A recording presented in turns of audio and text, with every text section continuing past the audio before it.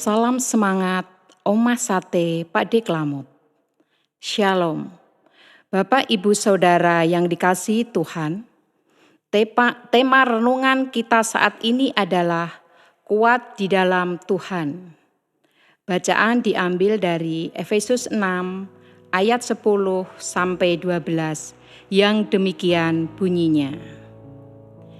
Akhirnya, hendaklah kamu kuat di dalam Tuhan, di dalam kekuatan kuasa-Nya.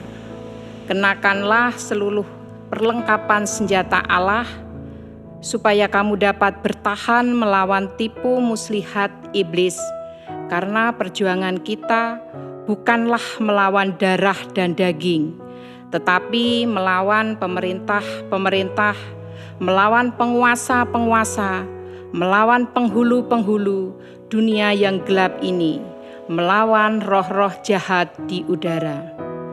Demikianlah sabda Tuhan. Haleluya.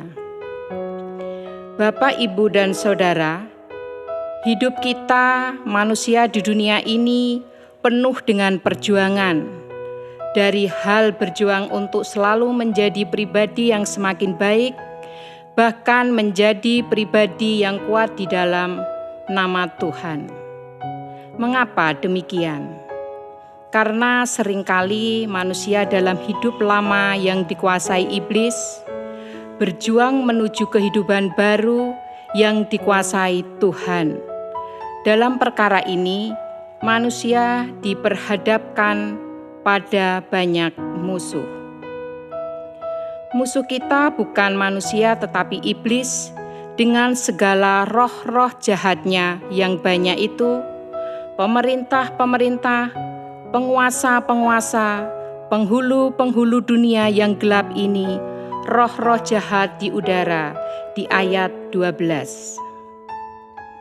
Iblis bekerja pada setiap pribadi dalam semua manusia tanpa memandang agama dan suku bangsa.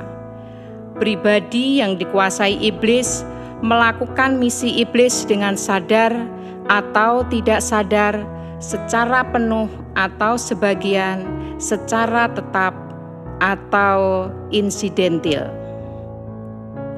Musuh kita si iblis lebih licik dan kuat daripada kita dan merencanakan rencana jahat dalam pikiran kita.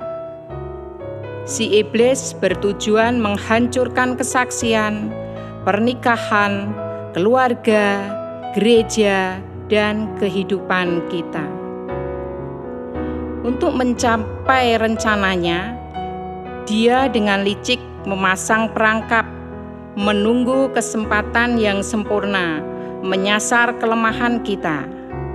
Mudah sekali bagi kita menjadi sibuk dengan kehidupan, menjadi percaya diri pada diri kita sendiri.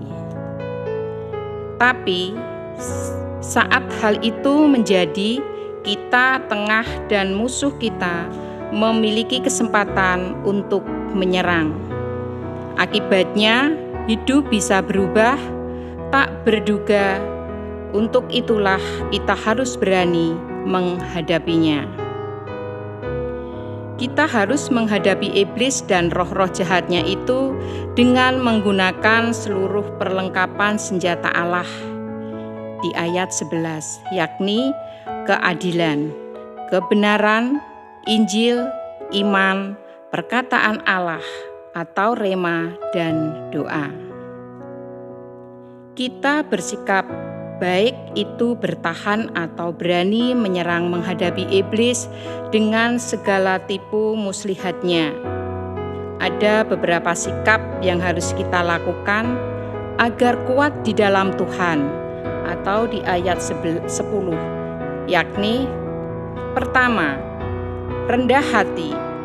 Kalau merendahkan hati, kita akan menerima firman Tuhan.